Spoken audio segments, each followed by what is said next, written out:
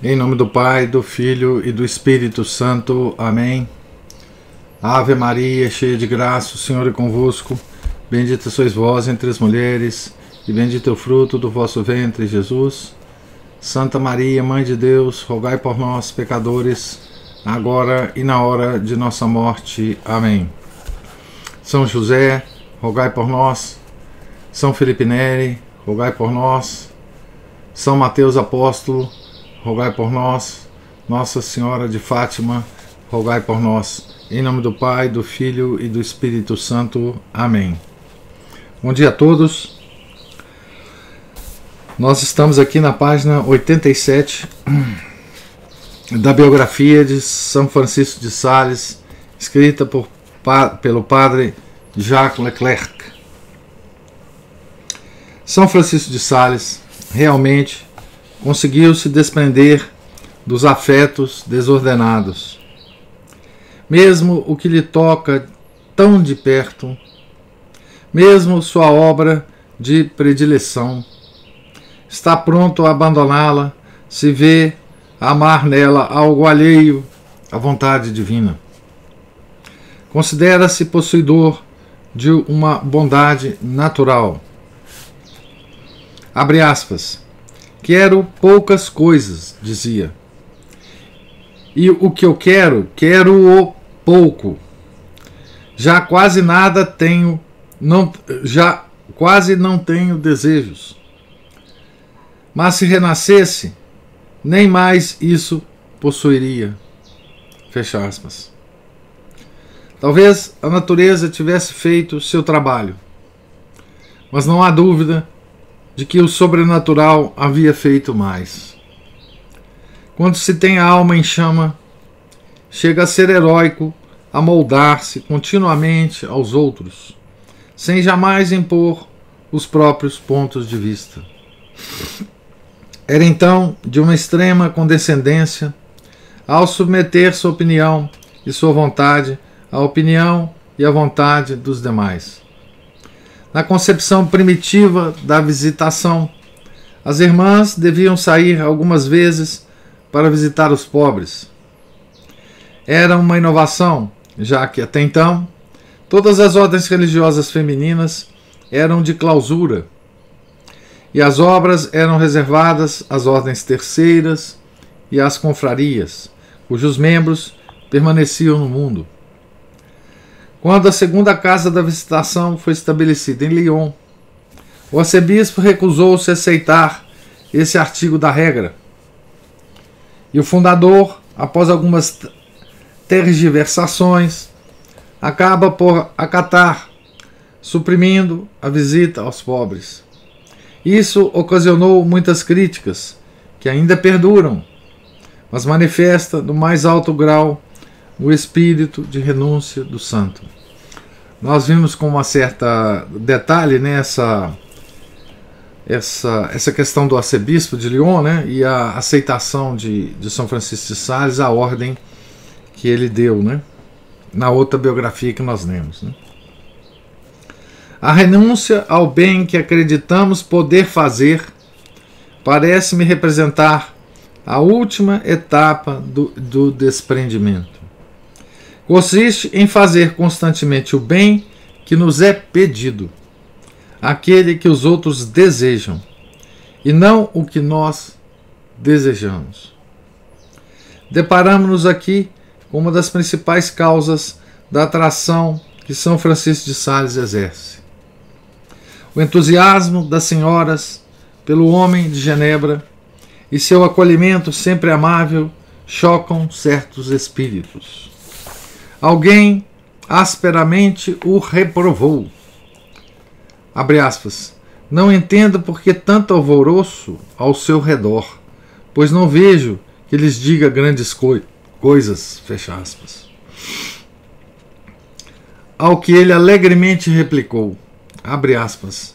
Acho pouco deixar-lhes dizer quanto queiram? Acha pouco deixar-lhes dizer quanto queiram? É possível que seja por isso que se apressam em acudir a mim. Fecha aspas. Com efeito, já o vimos, era de poucas palavras e exteriormente reservado, mas possuidor de uma complacência sem limites. E isso porque procurava agradar aos demais e não a si mesmo. Buscava o bem que Deus desejava e não o bem que ele próprio almejava. Era capaz de fazer distinção habitualmente entre o bem conforme a vontade de Deus e o bem que provinha de sua própria vontade. Distinção, aliás, que supõe um prodigioso domínio de si.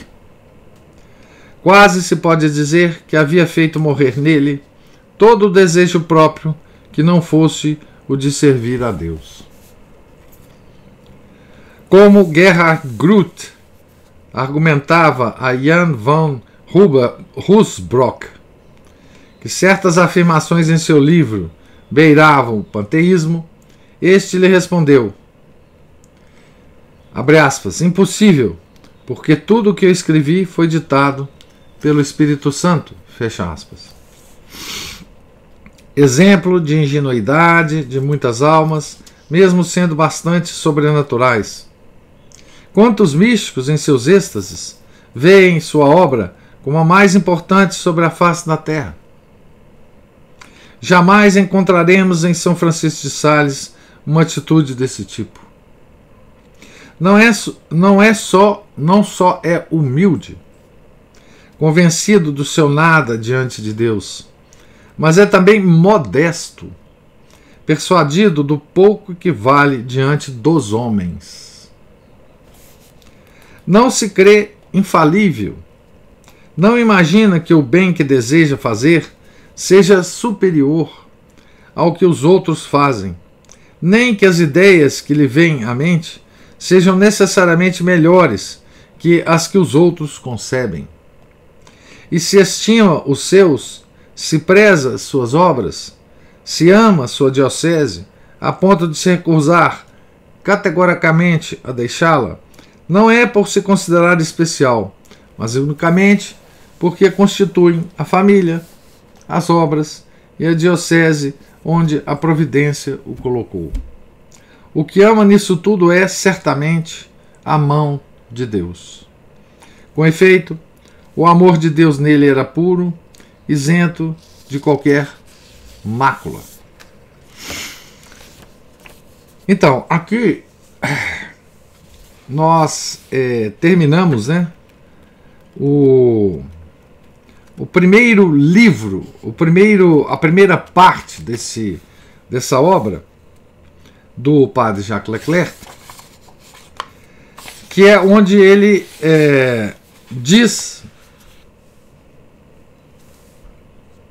descrever o que procurar e o que não procurar em São Francisco de Sales. É um belíssimo texto, né, como nós já tivemos ocasião de comentar.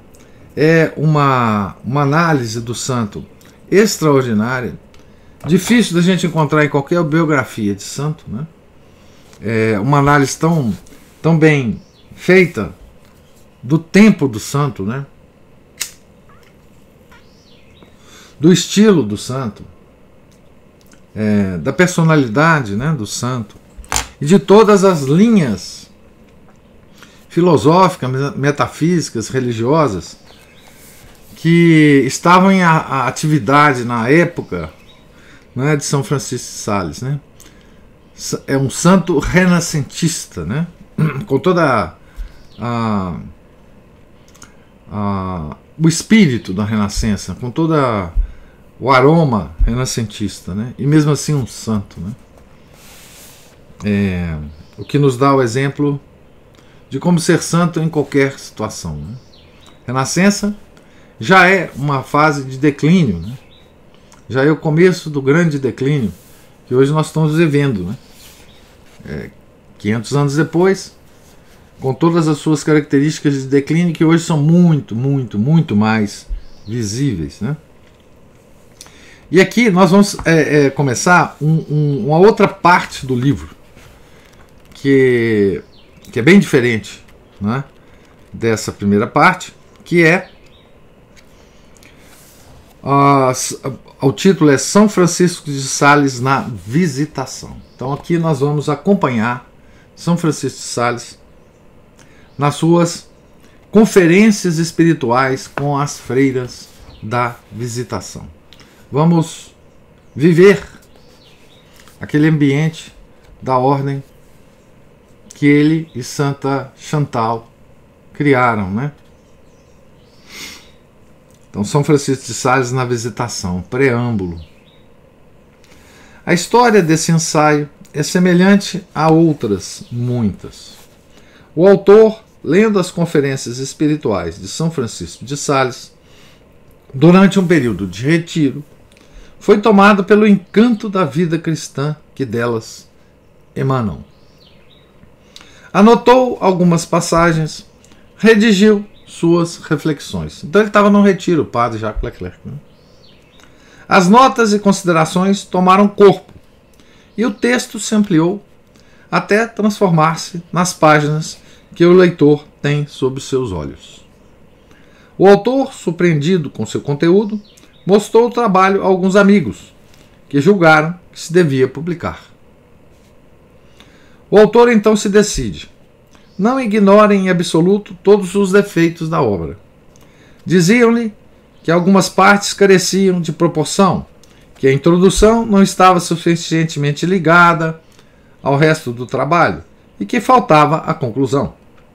Viu que as críticas eram exatas e fez as correções oportunas, constatando, por fim, que, na tentativa de aperfeiçoar, havia retirado justamente o que de melhor havia no trabalho inicial, a espontaneidade do natural.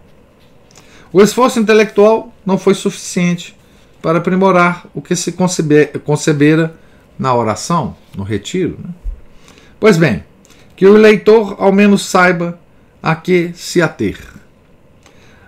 Esse não é um tratado de perfeição cristã ou ainda um livro de história.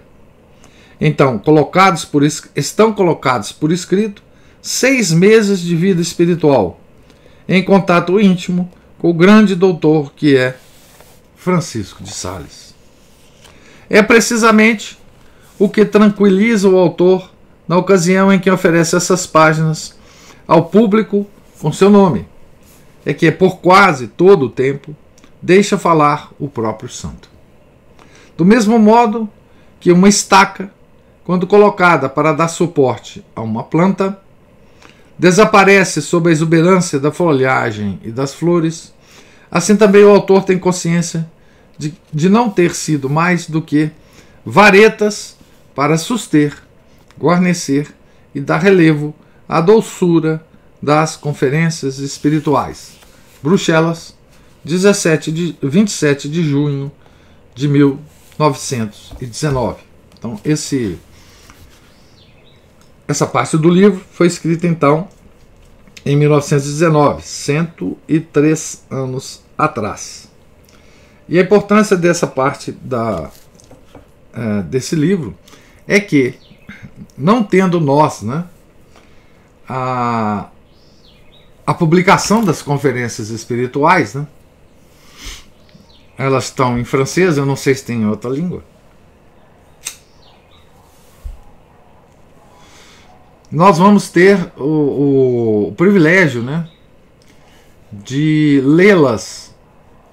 ler trechos dessas conferências através do olhar de Jacques Leclerc, porque são trechos que ele selecionou junto aos comentários que o autor faz. Né? Então nós vamos visitar, né, nos colocar aos pés de São Francisco de Sales, como as freiras da Visitação se colocavam aos pés do nosso santo doutor naquele século XVII, né, em que ele vivia e fazia as visitas quase que diárias às freiras e fazia essas conferências espirituais. Né? Então, São Francisco de Sales na visitação. É o item aqui que nós vamos ler.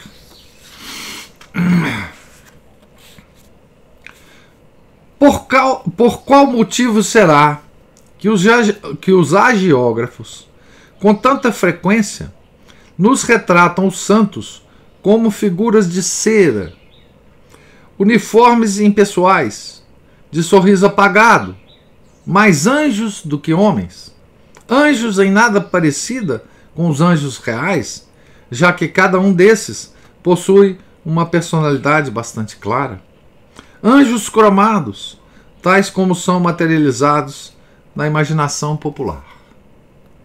Por que será? O santo torna-se assim um homem que não é mais um homem, que não sente mais nada que os homens sentem, que vive perdido, não se sabe onde, talvez nas nuvens ou em um mundo inacessível aos outros. Tais agiógrafos possuem o desejo louvável de edificar o leitor. Relatam muitas coisas magníficas, mas exaltando seus heróis a esse ponto, quase nada motivam a imitá-los. Não ousaríamos lançar-nos atrás de seres cujos pés não tocam mais o chão, quando nós próprios os temos bem fixados no solo? Quanto a mim, preferiria ser menos edificado e mais encorajado pela vida dos santos, né? Poderia-se dizer, nos tempos apostólicos, poderia-se dizer que, nos tempos apostólicos, a igreja era feita de santos, e atualmente mal se encontram almas que sejam, ao menos, verdadeiramente virtuosas. Como pretender, então, recuperar essa aspiração dos primeiros séculos? Certamente admiramos aqueles santos, tanto mais quanto mais longe estão, mas imitá-los?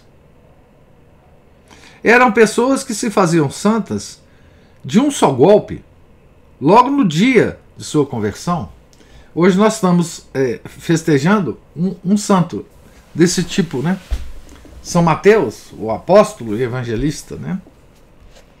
Que simplesmente estava lá num porto, sentado numa cadeirinha, né? Ele era cobrador de impostos, um cara de bens materiais razoáveis. Nosso Senhor chegou lá e falou: ó, segue-me. E ele simplesmente largou tudo e o seguiu, né? Sem pensar em mais nada. Né? Logo no dia da sua conversão, né? Eram pessoas que se faziam santas de um só golpe. Logo no dia de sua conversão. Foi assim com o São Mateus, né? Vejamos agora, ao longo da história, essa decadência que não tem fim. Chega a ser motivo de desânimo. Vejamos o início das ordens religiosas. Que fervor! Os primeiros que acompanharam São Francisco de Assis ou Santa Teresa, as primeiras madres da visitação, é de se perguntar por que não são todas beatificadas? E depois, vejamos nossas religiosas de hoje. Não há nada a lhes reprovar, mas ainda assim tem os dois pés firmes no chão. Hoje é em 1919. Hoje há tudo a se reprovar, né? Nas nossas religiosas de hoje, né? Mas enfim. Arriscando-nos alguma vez na região pouco explorada das fontes históricas, somos tomados por grande surpresa. Mas ao abrirmos as epístolas de São Paulo, a miragem desaparece. Quanta grosseria de alguns coríntios, quando, reunindo-se para o banquete eucarístico, levavam consigo excelente jantar, fartando-se na presença de outros que passavam fome. E os pobres cristãos da epístola de São Tiago, aos quais se refere como homicidas, invejosos, adúlteros? Naquele tempo diziam-se as coisas com mais presteza e crueza do que hoje. e que pareciam merecer essa censura carregada de indignação pela avidez com que desejavam a conversão dos ricos israelitas para colocar a mão em sua fortuna, já que os neófitos tinham o costume de entregar seus bens à comunidade, que os distribuía entre seus membros. Não eram todos santos, isso é patente. Ao menos nesse aspecto, aquele tempo se assemelha ao nosso. Ainda assim, dentre eles emergem algumas figuras potentes. São Paulo, por exemplo, nele tudo é santidade, irradia e transborda Cristo. Jesus é toda a sua vida. E como está longe das figuras de cera, poderíamos até nos perguntar: haveria um pecador mais humano do que ele? Ama, sofre, luta como nós. Melhor, 10 vezes mais que nós. Sua vida, ao invés de se atrofiar, multiplicou-se, tornou-se mais intensa, mais ardente. Ri e se alegra com os que ama, assim como chora com suas aflições. Vemos em suas epístolas. Aflige-se até não poder mais, suplica a Deus o alívio, submetendo-se aos desígnios do Mestre, cuja graça lhe basta, expressão aqui entre aspas. Percebe-se em todas as suas palavras o insurgir da natureza revolta. Como está perto de nós, apesar de estar tão longe nos cumes da união divina? Como permanece humano, mesmo que seja tão divinizado, a ponto de poder dizer que já não é ele que vive, mas Cristo que vive nele? Como suas epístolas são mais humanas do que essa literatura latina do seu tempo, toda polida e solene. Compare suas expressões de afeto com as saudações pomposas das cartas de Plínio. Não lhe falta nada, absolutamente nada, dessa espontaneidade e originalidade que são a paixão de nosso século. Assim chega-se a um segundo ponto. Não sendo o caso de se canonizar todos os primeiros cristãos, nem por isso aqueles que tinham uma vida realmente santa pela sua união com Cristo deixavam de ser homens. Pelo contrário. E um raio de esperança brilha agora diante de nós. Continuemos a análise e vejamos um pouco mais de perto os primeiros religiosos e as primeiras madres, os companheiros de São Francisco de Assis e os primeiros dominicanos, os carmelitas e as colaboradoras de Santa Joana de Chantal. Tratemos de levantar-lhes o véu, de transpor os claustros, de penetrar até o íntimo de sua vida doméstica. Sabe com o que nos depararemos? Com homens bons, com mulheres valentes, e dentre eles algumas almas notáveis. Quantas auréolas que se dissipam! Não se pretende aqui denegrir a imagem de ninguém, de maneira alguma. Inclusive os vejo mais belos assim, já que são reais e viventes. Inclusive, assim, já li isso aqui, religiosos que são homens, que têm todas as nossas mesmas penas e paixões, que querem se doar a Deus e que lutam. Não 100 vezes mais sublimes que todos os anjos cromados? Simplesmente sendo homens, têm também seus defeitos. Nem todos chegam a esse heroísmo que a Igreja canoniza. E há inclusive almas débeis entre eles, que entre eles alguns menos abertos ao ideal e que não se lançam. Em uma palavra, tudo como hoje. Isso que vemos e que vivemos. E não encontramos aí um reconforto magnífico. Existem santos assim, alguns, e que não se fizeram num só golpe, mas sim à força de lutas de constância. Há santos, e vemo-los muito mais belos por serem não insípidos, mas fortes e valentes. Sobressaem-se, e deles gostamos ainda mais por vê-los tão humanos na sua sobrenaturalidade, mergulhando suas raízes em um solo igualmente humano. Pode-se dizer mais.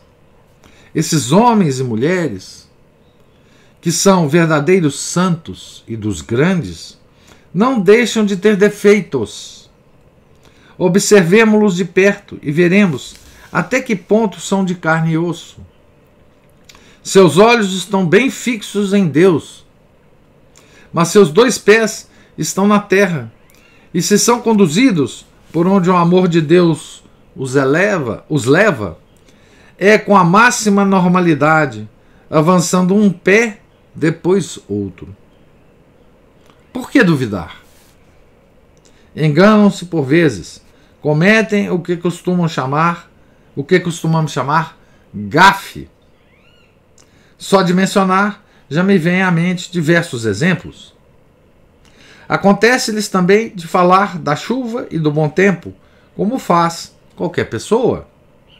Conseguimos imaginar um santo fazendo uma caminhada após jantar por razões de higiene? Coisa muito razoável. Como todas as pessoas, eles também precisam fazer a digestão. As auréolas? Afinal de contas, só se terá no paraíso. Estamos de acordo. Não é questão de negar que haja prodígios na vida dos santos. Seu estado de união excepcional com Deus, os milagres que por vezes realizam, são todos fatos incontestáveis. No entanto, de certa forma, são coisas secundárias. A santidade não está nos êxtases, nem nos milagres, ou no que quer que possua um caráter extraordinário, já que isso não constitui mais do que uma espécie de acidente de graças que Deus pode conceder vez por outra, como pode não conceder, mas de que maneira alguma é o essencial da santidade. Além do mais, se o que instiga a imaginação são esses fatos, não deve ser, por outro lado, o que mais deva interessar. Importa-nos mais conhecer em que os santos se parecem conosco, o caminho pelo qual, partindo do estado em que estamos, e sem outros meios além do que temos, alcançar os cumes onde os veneramos. E como nos sentimos profundamente melhor, integralmente humanos, importa, antes de tudo, compreender bem que neles o sobrenatural não suprime o homem, mas o transforma, elevando-o. A palavra já o indica, sobrenatural, não contranatural. Jesus não veio destruir a humanidade, mas salvá-la. Todas essas pálidas figuras lendárias que não representam nem minimamente o que Cristo veio fazer, porque Cristo é vida e eles são fantasmas. A natureza humana foi redimida, purificada, elevada, transfigurada, divinizada, mas continua humana. Assim como Jesus, o único modelo, o Verbo incriado, a segunda pessoa da Santíssima Trindade, é, ao mesmo tempo, um homem, verdadeiro homem, com uma alma e um corpo, e tudo o que é próprio dos homens, à exceção do pecado.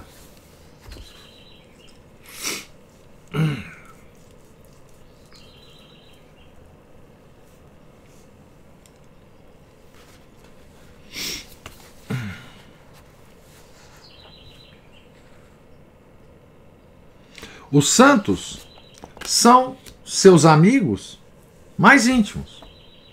Ser santo não é nada além do que se assemelhar a ele.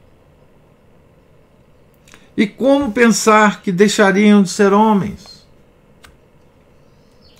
Não posso esquecer a felicidade que sentir ao ler um dia que São João Crisóstomo era tão nervoso que ficava andando de um lado para o outro enquanto trabalhava.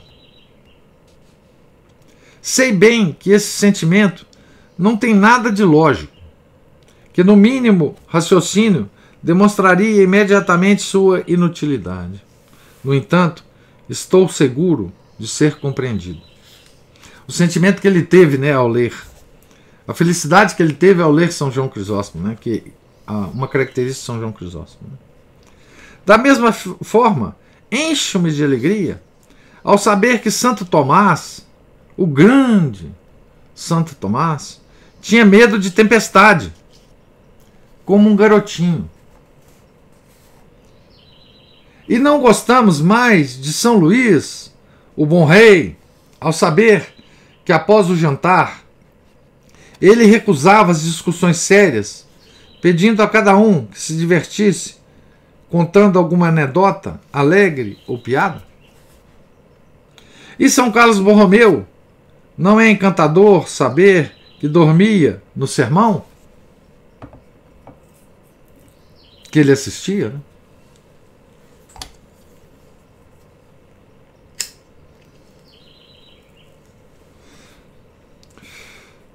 Mas todas essas reflexões sobre os temas mais árduos não passam de uma introdução para as conferências espirituais de São Francisco de Sales.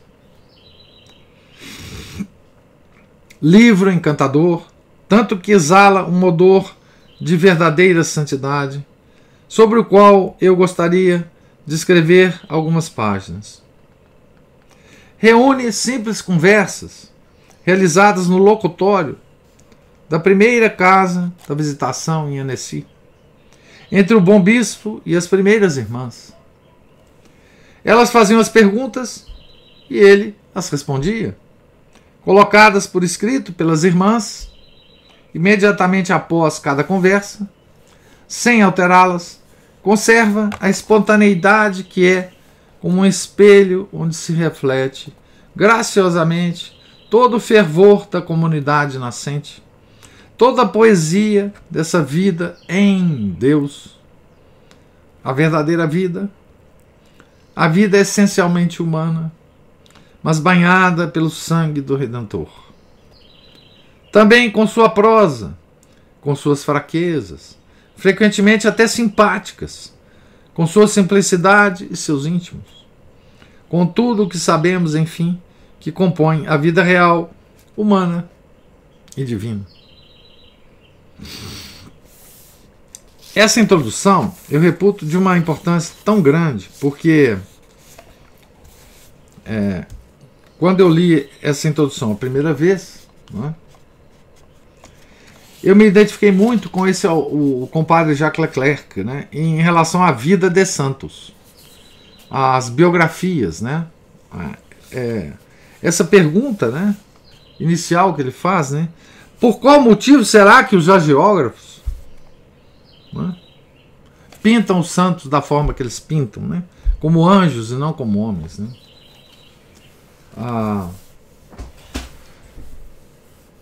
E ele dá bem uma razão pela qual isto não é uma boa coisa para nós fazermos, encararmos os santos como anjos.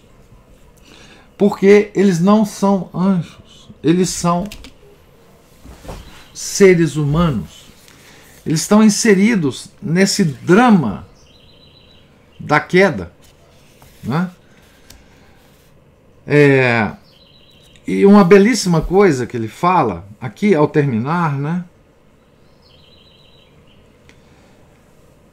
A ideia é de que esta vida em Deus, né, é a vida verdadeiramente humana. Ou seja, quem não a tem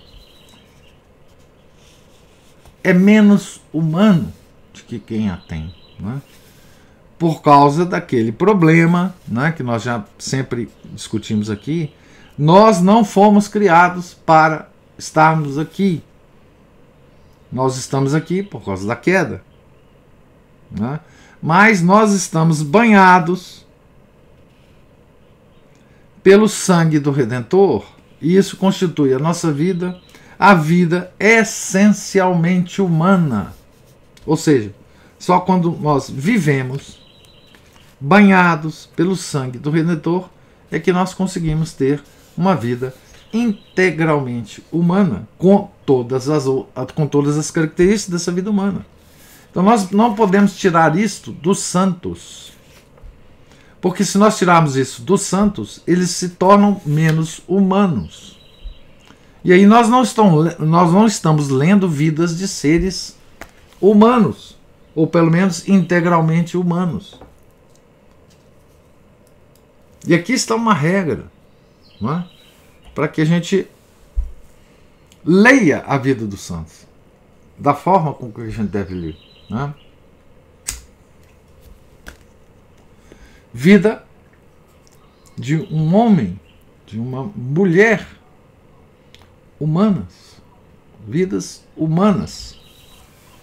E é só na grandeza da vida humana, meticulosamente humana, detalhadamente humana, com todos os seus detalhes, todas as suas perspectivas, mas banhadas pelo sangue do Redentor, é que nós leremos uma vida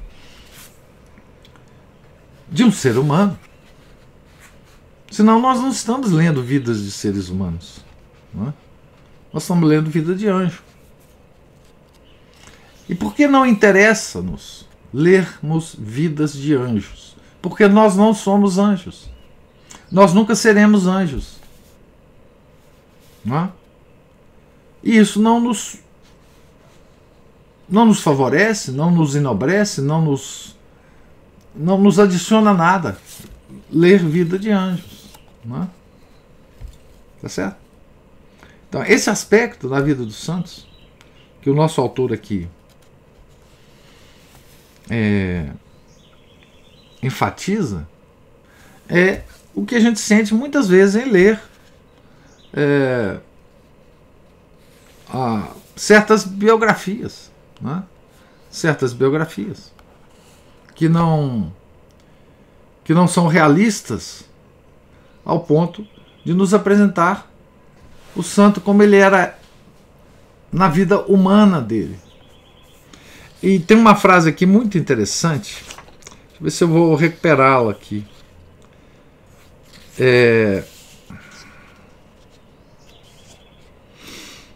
Que ele fala o seguinte, que ele prefere ser, não vou achar,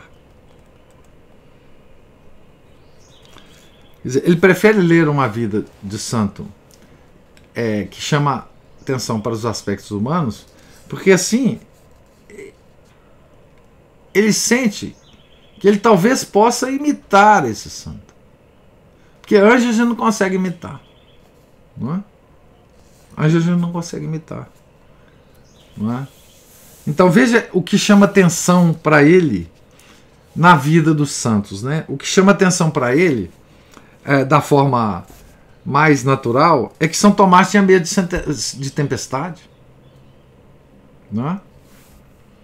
É que São João Crisóstomo era tão nervoso que ele não sentava quando ele trabalhava, ele ficava em pé, andando, né? E olha que coisa sensacional, né?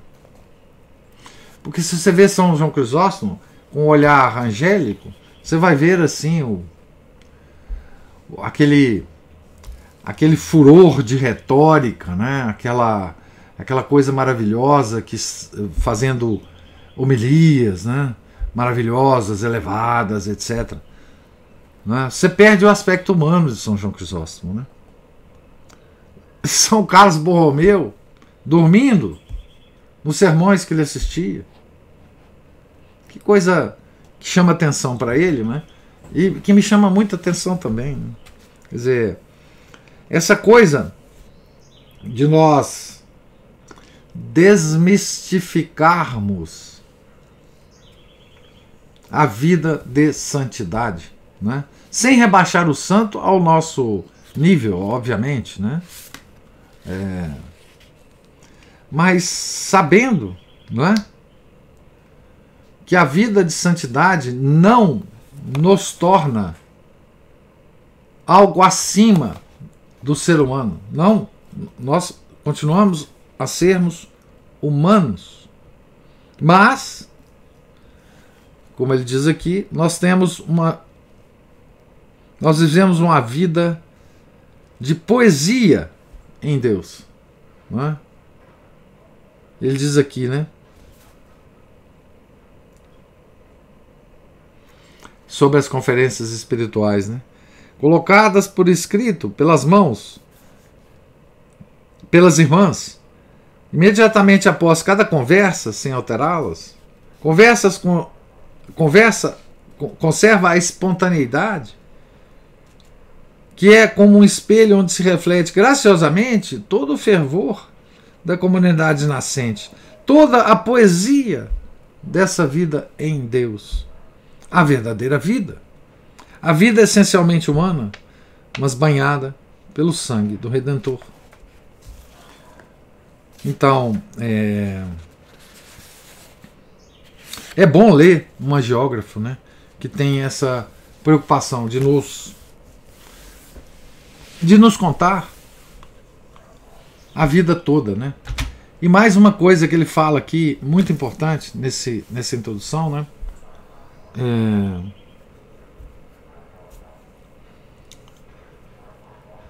É que, não é, essa visão do santo, principalmente São Francisco de Sales, né,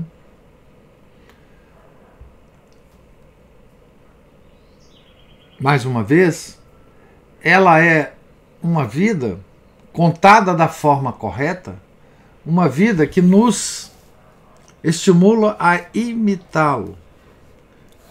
Aí está toda a importância da vida, da leitura da vida do santo.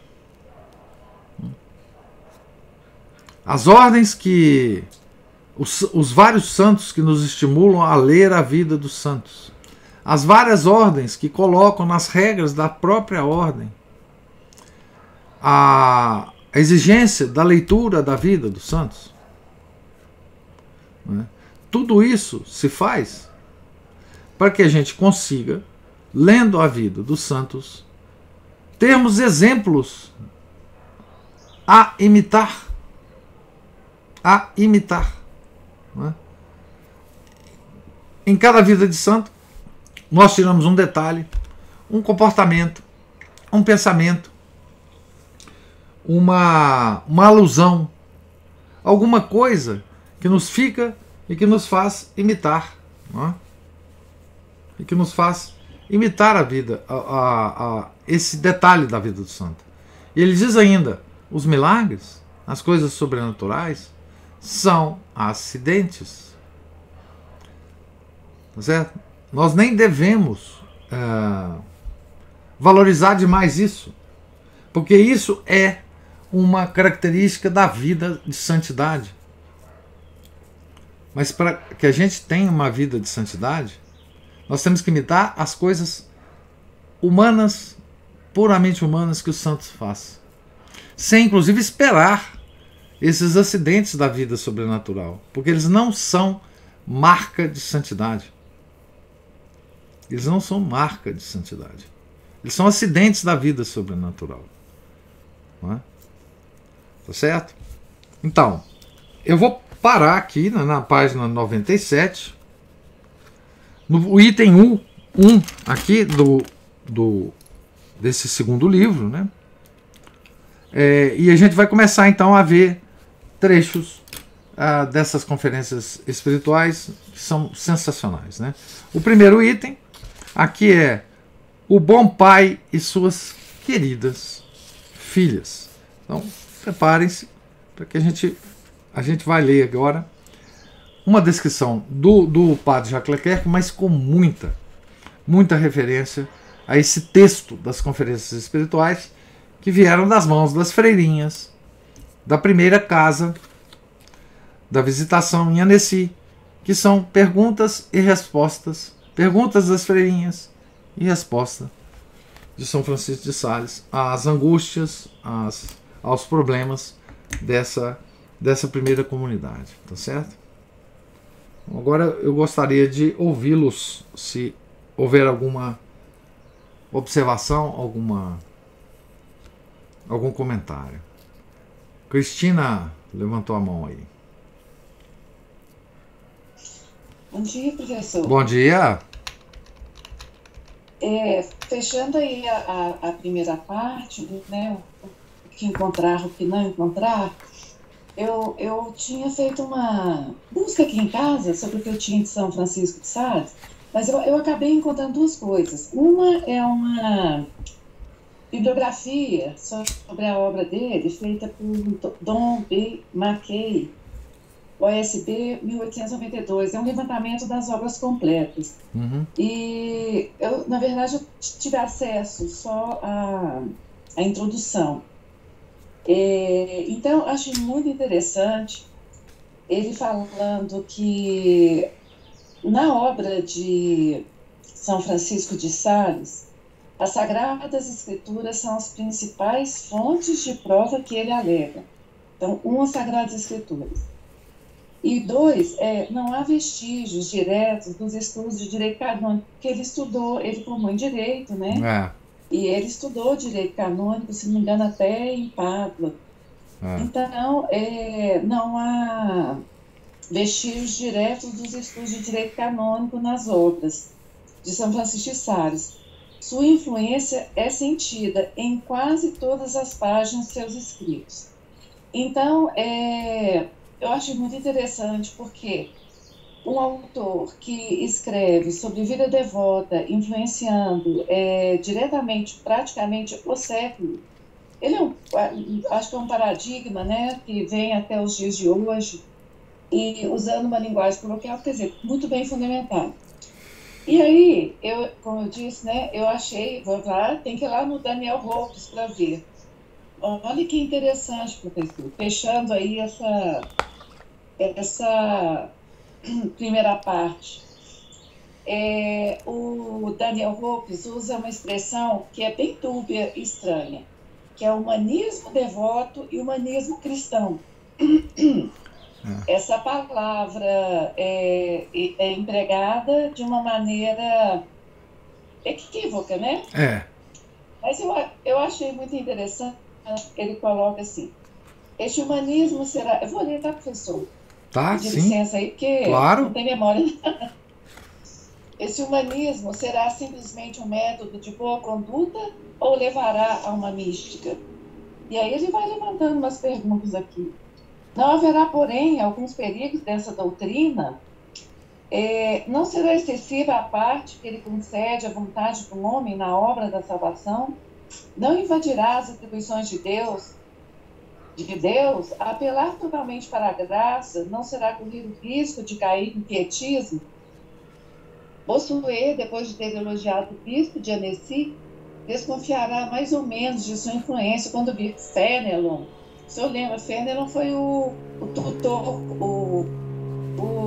do Luís XVI, o guilhotinado, sim, né? Sim. Quando vir Fénelon e os seus discípulos apoiarem-se tanto nele. Aí no final ele acaba concluindo, eu não vou entrar muito não, mas aqui. Ele sabe muito bem que a carga representa levantar uma alma pecadora para não cair na rotina, na facilidade, no quietismo. Sabe muito bem, está falando de São Francisco de Sales, sabe muito bem como lhe ensinou o mestre Lourenço Scupoli, que é outro lutador aí também contra as heresias, que a experiência cristã é um combate. Então, são esses comentários, professor. Eu achei, assim, no lado dizendo claramente que ele tem um fundamento ortodoxo no coloquialismo da espiritualidade dele. E o senhor não gosta muito do Daniel Holmes, mas aqui tem uma boa justificativa, né? Leva a coisa por um lado, digamos, esse limite, né, da questão do... É o mesmo limite que eu vejo na questão da mística, que você passa para o lado de lá, ele analisa a obra ele faz elogios demais aqui, mas parece que ele põe ela num limite, né, que é esse limite secularizado, humanista, e sem acesso à psicologia nata de São Francisco, mas o psicologismo da agora, desse século maluco que a gente vive. Eu não sei se eu estou certa nisso, professor, é isso. Não só você está, como o Daniel Hope está certo nisso. Ele está. Pelo seguinte, nós vimos o próprio padre Jacques Leclerc situar São Francisco de Sales nesse humanismo renascentista. Nós vimos isso.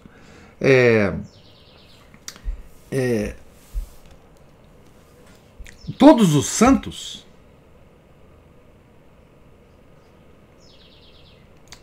eles trazem uma série de contradições para os seus...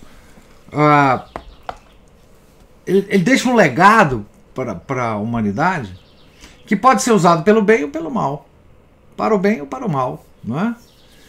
Porque todo santo anda numa corda bamba.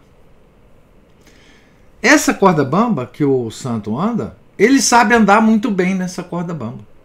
Só que os seus seguidores, depois, os séculos posteriores, podem muito bem cair por um lado ou por outro dessa corda bamba. Não nos esqueçamos de que tudo que Lutero fez de mal para o mundo, para a igreja, ele se baseou em São Paulo e Santo Agostinho. Até hoje os protestantes se baseiam nisso, não é? Então, Santo Agostinho andou numa corda bamba da influência que ele recebeu do platonismo, do maniqueísmo, e ele conseguiu ser santo nesta corda bamba. A mesma coisa São Francisco de Sales. O nosso autor, ele não deixa nenhuma dúvida sobre isso, Jacques Leclerc. São Francisco é um santo renascentista. Ele respirava o ar renascentista. E a obra dele reflete esse renascentismo. Só que nesta corda bamba do renascentismo, do humanismo renascentista, ele tirou o máximo, totalmente conforme a doutrina cristã, para o século em que ele vivia. Só que depois, os séculos posteriores pegaram a obra dele e fizeram dela o que eles quiseram. Não é difícil basearmos-nos em São Francisco de Sales para perverter a doutrina cristã. Não é difícil. A mesma coisa foi feita com Santa Teresa de Ávila, a grande mística. Tá certo?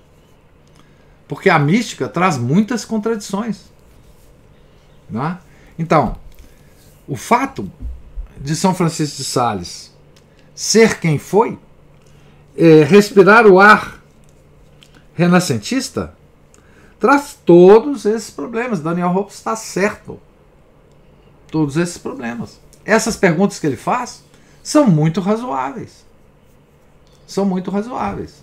O que nós não temos hoje, infelizmente, não temos hoje, não tivemos, a partir do momento em que as pessoas começaram a usar São Francisco de Sales para muita coisa que ele não presta para ser usado, é que nós não tivemos defensores reais de São Francisco de Sales.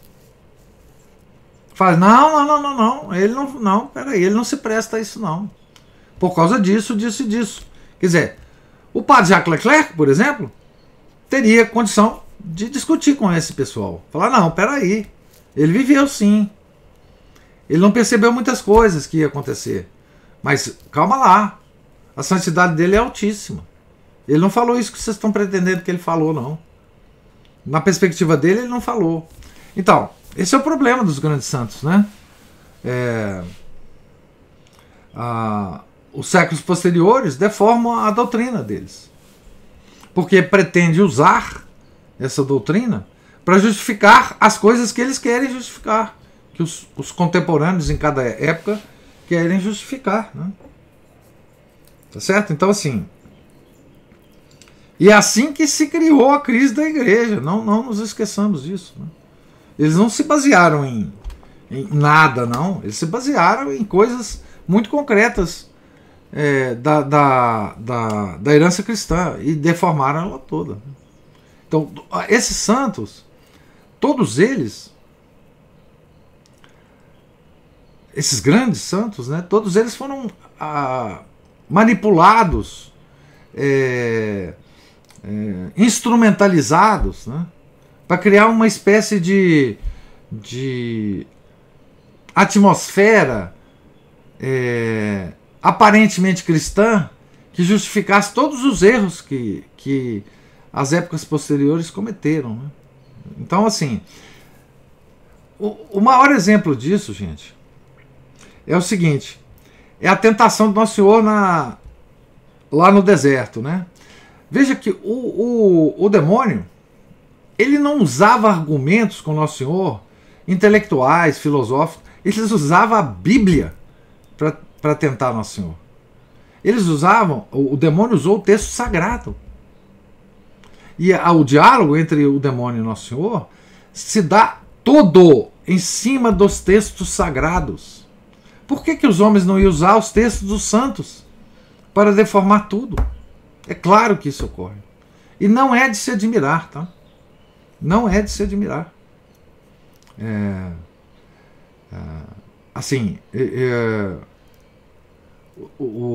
essa parte que você leu aí do Daniel Hope é precisa. É isso mesmo. É isso mesmo. Nós vamos encontrar várias coisas de São Francisco de Sales sendo usada até aquela apoteose do humanismo cristão do Jacques Maritain, né? Nos anos 30 do nosso século. Né? Por coincidência, eu encontrei agora, não sei aonde, mas eu fiz questão de anotar, porque eu estava no meio dessas leituras. É uma afirmação, sobre São Francisco de Sales, era uma análise, mas eu fiz questão de anotar, que é exatamente isso, né? O Moderninho falando assim: com o advento da filosofia analítica, da religião antiga, temos um reavivamento, né, da volta aos estudos com essa utilização da análise linguística. Meu Deus. Então, é isso o que esse pessoal que não tem mais nada para pensar, porque, vamos dizer, foi quase tudo pensado, até, vamos colocar aqui, né, até um pouco antes do classicismo, e o que se faz agora de novo, precisamos falar sobre. Mas agora a gente fala com base em novas bases filosóficas, que é essa filosofia aí, Kant, Descartes, essa revisão linguística, semiótica, sobre não a realidade, né, mas uma construção. Né? Wittgenstein, né? aquela coisa da linguagem. instantâneo. Aquela coisa da linguagem. Aí todo mundo pode pegar qualquer parte de vida de santo, da Bíblia, de tudo, Claro. e mudar. Análise crítica. Análise crítica. Exatamente. Análise crítica. Análise crítica destrói tudo. Ela é dissolvente. Ela dissolve qualquer coisa. Se você usar análise crítica, você dissolve qualquer texto. O texto passa a dizer aquilo que o leitor quer que ele diga. Não tem mais realidade. O texto não é mais real, tá? Então, análise crítica é isso. Isso é uma loucura. Enfim. E olha que isso vem dos protestantes, né? E olha que a questão da análise crítica, ela é dissolvente de todos os textos antigos. Ela é dissolvente da Bíblia, ela dissolve a Bíblia, né? A Bíblia não diz mais o que ela quer dizer, ela diz o que os analistas críticos dizem, né? E que não dizem nada. Então você dissolve todos os textos. É como se você jogasse num grande tanque com ácido todos os textos, todos os livros. Eles dissolvem. Eles ficam... eles se transformam numa sopa de letrinhas. Isso é loucura moderna. Vai fazer. Mas a Ana Paula ou o Márcio levantou a mão aí.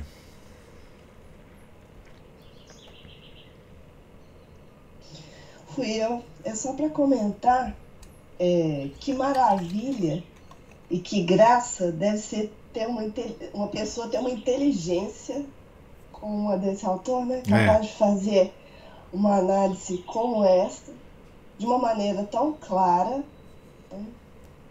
E com tal honestidade, né? E tão suave, né, Ana Paula? Porque vocês estão falando aí de análise crítica, esse autor, ele também faz uma análise, né? Mas ele não deixa, ele é claro, né? Ele não fica deixando dúvidas. Não. Né, pra gente. Não, ele é de uma clareza solar, né? Que graça de Deus que deve ser ter uma inteligência como essa. Capaz de escrever coisas como essa. Aliás, vários outros autores, né, que o senhor trouxe aqui de biografias, né, que nós lemos aqui. Meu Deus, que maravilha, né? Não. Padre Jacques Leclerc, eu nunca tinha ouvido falar dele. Quando eu peguei esse livro ali, eu falei, não, isso aqui é ouro puro. Né? Porque ele critica tudo. Ele faz a crítica da Renascença, ele faz a crítica do humanismo. Ele faz. Ele não foge a esse problema. Ele não foge ao problema do humanismo. Né? Só que o que é interessante, mesmo, né, é você entender a vida do santo como uma espécie de corda bamba. O caminho de santidade, ele tem vários perigos, como é o caminho da mística. Vários perigos. E quem passa por esse caminho, ele tem que de fato andar numa corda bamba. Né? Ele pode a qualquer momento cair para um lado ou para o outro. Muitos caíram e não são santos, obviamente. Veja, olha, tem casos específicos de homens, grandes homens que não foram santos porque caíram da corda bamba, que são para mim assim exemplos claríssimos desses perigos, né? Dois exemplos que é citado inclusive por São Vicente de Lérins, naquele livrinho dele comunitório. Ele cita isso inclusive como esse tipo de exemplo, que é Tertuliano, que muito poderia ser hoje um santo, São Tertuliano, não é? E que caiu em heresia, não é? Morreu herético, morreu herege.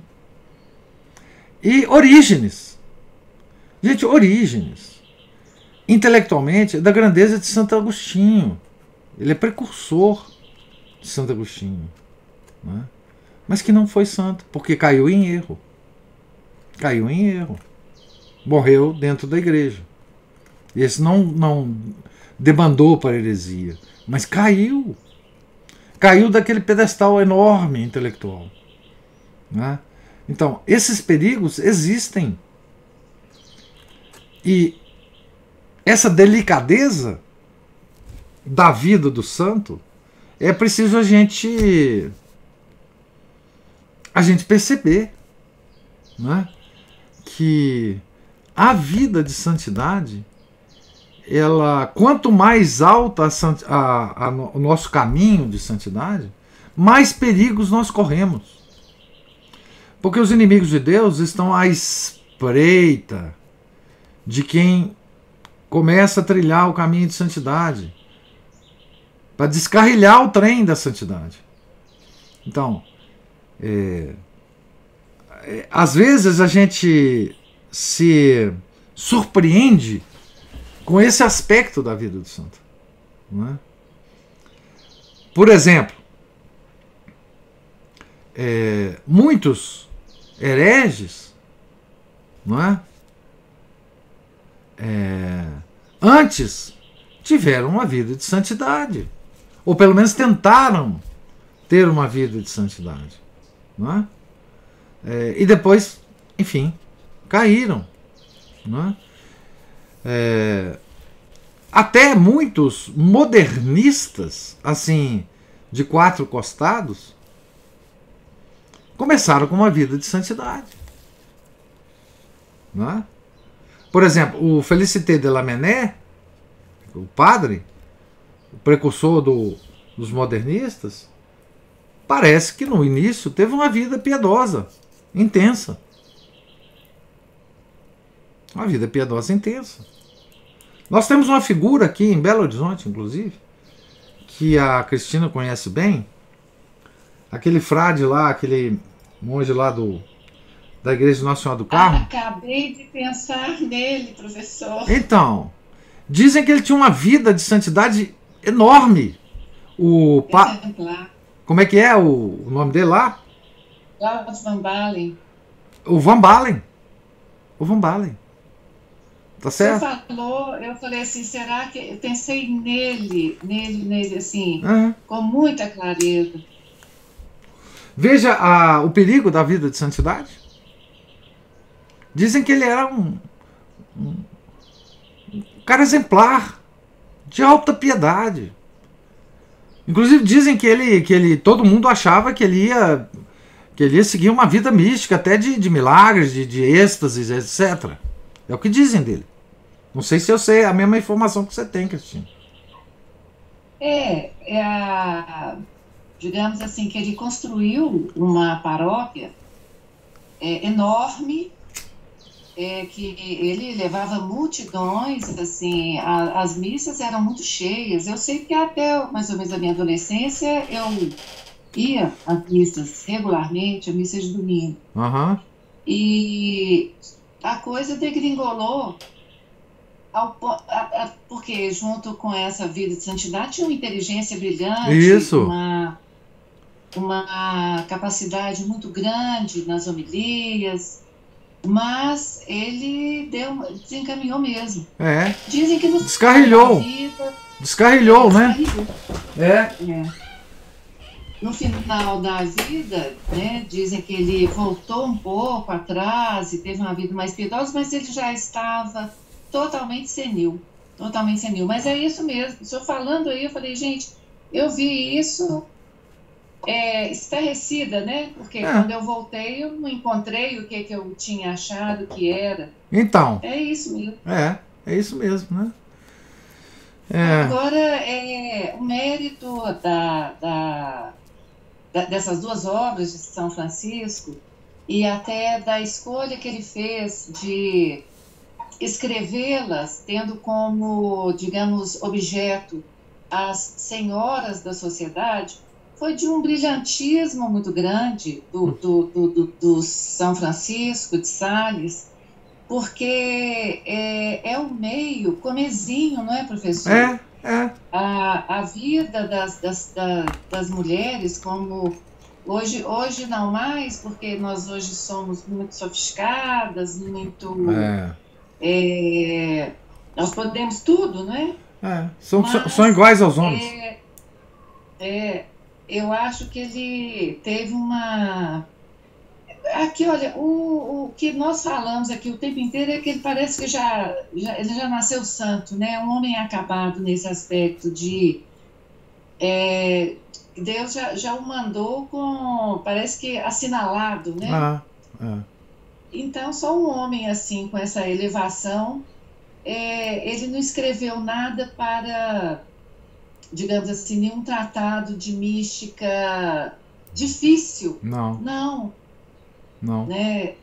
E mais uma vez, professor, eu volto àquela ideia que eu acho assim, a nossa vida, nessa luta que a gente vive agora, ela tem que ser simples. Ela não pode ser uma coisa muito...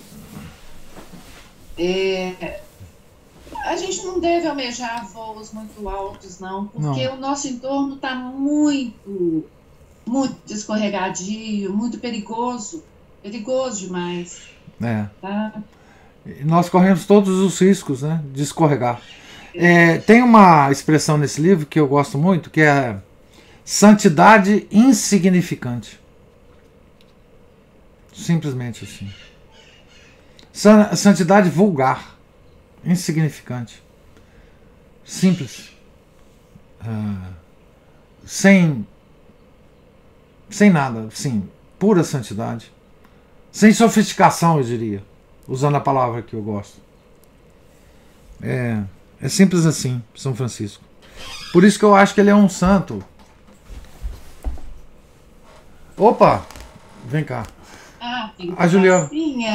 A Juliana está aqui justamente porque eu falei que eu ia colocar a minha neta ali perto do Santo Antônio. Isso aí é para o povo curtir o vovô com a netinha. Parabéns, papai. Agora, veja bem quem invade o nosso... Deus abençoe a Júlia. Amém. Muito obrigado. Você veja quem invade o nosso... Não faz isso não. Todo mundo está vendo. Vamos lá. Aí, isso aqui que é... Na verdade, o que é importante é isso aqui, né? Parabéns, Tiago. Vocês. Obrigado. A minha netinha acabou de nascer e invade aqui a nossa palestra. Olha os pezinhos dela aqui, meu Deus do céu. Tá solto. Tá com olhinho. Bom dia, agora eu posso entrar e falar alguma coisa. Pode. Você tem o direito. Tá acordando. Ela vai acompanhar as leituras matinais agora. Ela vai. Né? Ô, gente, vocês... Muito maravilhoso. Eu fiquei aqui agora só caladinha, porque não dava pra eu participar muita coisa, não. Agora dá, né? Mas os comentários são brilhantes. Tá com o olho aberto aqui. Pronto, já invadiu. Já invadiu. Muito obrado, meu caro. Agora ela vai passear. É sua cara. Isso aí não. Isso aqui. O que você achou desse comentário, Thiago? Mentiroso. Isso é puxa-saco. Isso é puxa-saco. Isso é puxa-saco.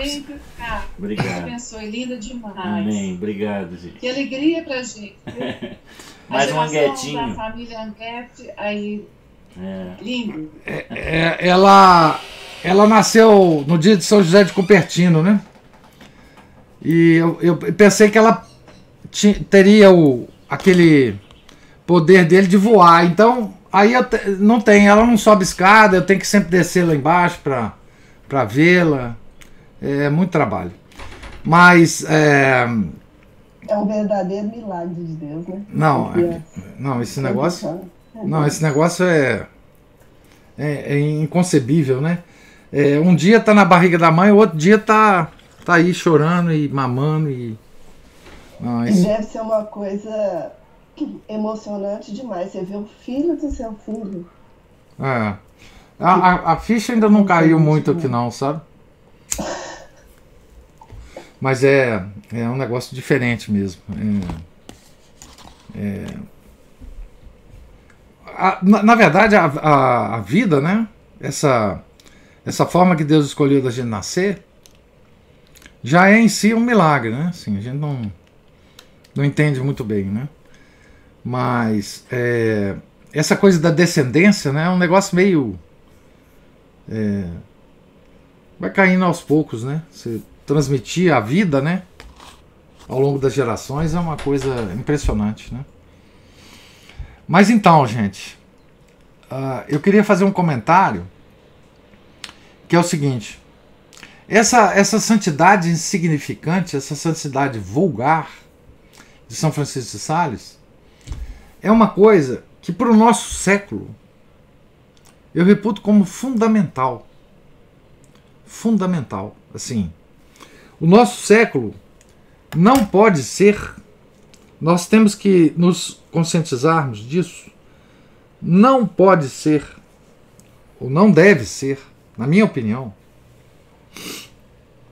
um século de coisas extraordinárias. Porque coisas extraordinárias que estão acontecendo hoje são todas do lado do demo, do lado do demônio. Nós temos que ensinar a humanidade que o cristianismo, ele é simples, ele é essencialmente humano, ele não é revolucionário. Nós não podemos resolver, nós católicos, não podemos resolver as coisas do modo revolucionário, do modo explosivo, do modo extraordinário. Nós temos que ensinar o nosso século. Nós católicos temos que ensinar o nosso século que a via de santificação é uma via simples. Por isso que eu acho que assim, São Francisco de Sales e Santa Teresinha de Menezes de Jesus Sagrada Face são os santos de hoje. É a pequena via. É a pequena via. Nós temos que ensinar isso para a civilização e nós temos que ensinar isso para a própria igreja. Eu diria até para o próprio nosso meio dito tradicional. Tá certo? A nossa via é essa, a via da santidade suave, da santidade comezinha, insignificante, das coisas menores. A santidade menor. A santidade de baixo nível, digamos assim, né? É só assim que nós vamos sair de qualquer crise, né? Como se luta contra a nova ordem mundial? Como se luta contra o Klaus Schwab e o Fórum Econômico Mundial? Assim. Assim. Não tem outro jeito. Qualquer analista dessa confusão que temos por aí, ele chegará, se ele for honesto, a essa conclusão. Tá bom, nós sabemos de tudo que está acontecendo, nós sabemos de todos os inimigos que estão preparados para nos moer. Como lutar contra isso? Assim, São Francisco de Sales, Santa Teresinha de Menezes de Jesus. Eu estou dando exemplos, né? Mas existem outros. Mas esses são os ícones do que eu quero dizer. A pequena via, o cotidiano. Nós não podemos querer ser revolucionários. Nós não podemos querer lutar com as armas dos revolucionários. Não podemos nos envolver na luta revolucionária. A grande revolução para nós é essa santidade escondida, santidade comezinha, santidade simples, conversas como as que a gente bate aqui, bate-papo, coisas simples, observações simples, análise simples. Como a Ana Paula falou, dessa clareza e dessa simplicidade que o Padre Jacques Leclerc coloca na obra dele. Não vamos procurar palavras sofisticadas, proparoxítonas, né? Vamos fugir da sofisticação. Porque nós, a Cristina comenta muito sobre isso também, né? Ela gosta muito dessa coisa da sofisticação, de comentar sobre isso. Nós precisamos nos dessofisticar. Nós somos muito sofisticados para tudo. Para todas as análises, todas as coisas, né? Nós precisamos nos desvestir dessa sofisticação para ver outras coisas, Porque isso é um véu. A sofisticação é um véu, não é? No nosso olhar, que não nos deixa ver as coisas. Não é? Veja os impulsos que a gente tem revolucionários para resolver tudo na vida. A situação política, a eleição, não sei o quê, e parará, e tem um problema aqui, outro ali, etc. Vamos, enfim, os nossos métodos são todos sofisticados. Nós esquecemos tudo que é simples, né? Então essa é talvez a grande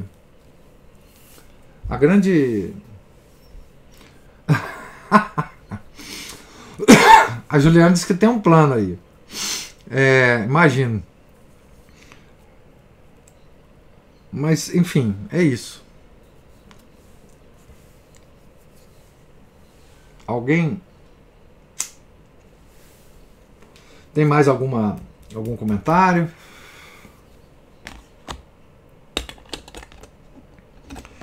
Então, gente. Peraí. Opa! Peraí.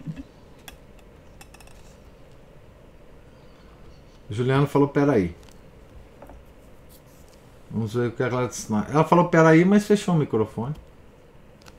Não, por isso que eu nem entro, porque é tão difícil deixar o telefone, o microfone ligado. Estou dizendo que o meu plano vai englobar todo mundo. Aguardem. Então estamos aí sob a égide do plano da Juliana, viu? Você já está sabendo de tudo. Não finge, não.